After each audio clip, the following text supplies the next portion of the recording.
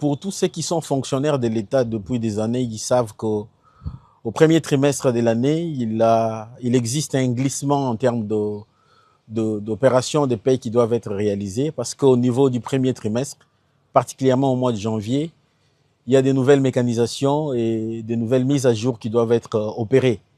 Ces nouvelles mécanisations et mises à jour liées également à des ajustements, ajouter à cela les contraintes d'ordre sécuritaire, ont imposé à l'État d'adopter une stratégie de payer de manière progressive l'enveloppe salariale des agents et fonctionnaires de l'État. À ce stade, pour les mois de janvier, contrairement aux bruits qui sont en train de circuler, le gouvernement a payé avant le 28 janvier de ces mois de 2026 les rémunérations des personnels sensibles de l'État, donc les personnels relevant des services à mise à jour mensuels.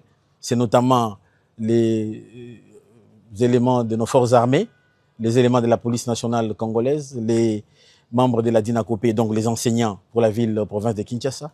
Ceux-là ont été et ont touché leur rémunération avant le 28 du mois de janvier. Pour les autres catégories, compte tenu des glissements, les pays ont continué au-delà de la date des 28 avec les médecins qui ont été payés la semaine passée. Aujourd'hui, je crois que la paie va continuer encore. Je crois que dans les 72 heures, nous allons clôturer les opérations de la paie du mois passé. Ces ajustements sont notamment liés, comme je l'ai dit, au rythme que nous effectuons ces opérations compte tenu des mises à jour. Donc, les populations congolaises et les fonctionnaires doivent être rassurés, il n'y a aucun problème.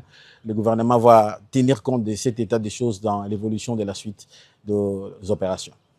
Nous sommes en début d'année. Le gouvernement, l'année passée, a déboursé 59 millions de dollars pour compléter les PDL 145 territoires.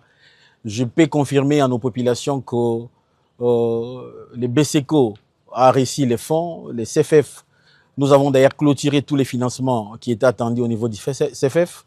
Les PLID également avaient déjà réussi tous les financements pour les premiers volets et qu'au courant de l'exercice 2026, la loi des finances de l'année a prévu des sommes qui vont être allouées de manière pragmatique au programme PDL 145 territoires.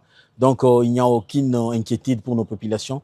Les PDL, c'est un programme prioritaire du chef de l'État. Il va se déployer sous la coordination de son Excellence, Madame la Première ministre, chef du gouvernement. Une meilleure coordination au niveau du gouvernement et de la Banque centrale du Congo. Une meilleure coordination également au niveau des services opérationnels du gouvernement, la DGDA, la division des mines pour accélérer l'exportation du cobalt et des meilleurs ajustements au niveau de la régulation budgétaire entre les finances et les ministères du budget. Les populations doivent se fier aux sources officielles et ne pas laisser la voie aux manipulateurs qui sont en train d'agiter dans ces contextes sécuritaires qui est le nôtre. La situation est sous contrôle et le gouvernement va continuer à assumer ses responsabilités.